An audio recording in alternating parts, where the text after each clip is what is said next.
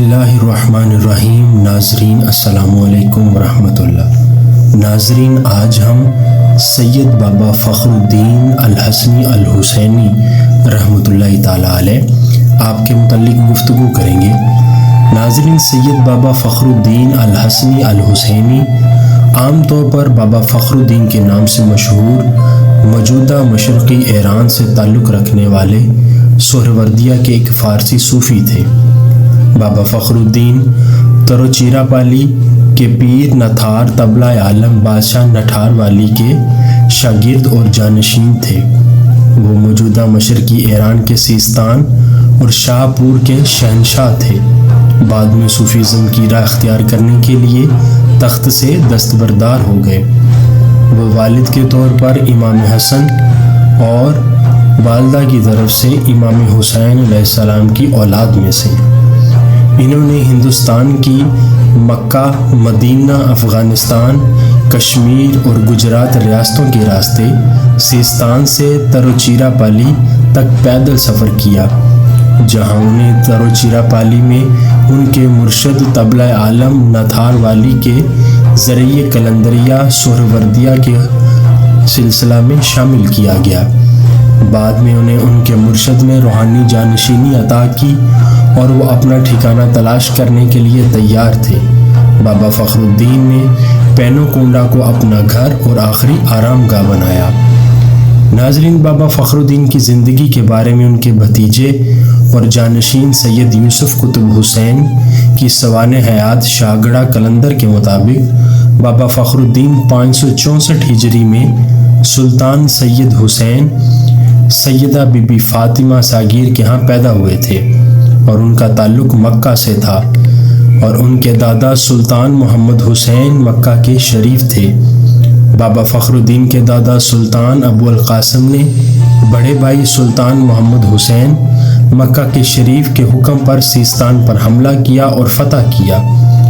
فتح کے بعد سید حسین سیستان اور شاہ پور کے سلطان بن گئے۔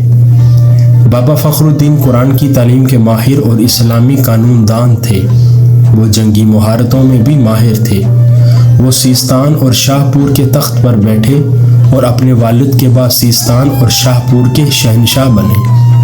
وہ ایک عظیم بادشاہ تھے جنہیں ان کی رعایا اس وقت تک پیار کرتی رہی جب تک کہ انہوں نے تخت سے دستبردار ہونے کا فیصلہ نہیں کیا اور صوفیزم کا راستہ تلاش کرنے کے لیے دنیا کی خوشیوں کو ترک کر دیا۔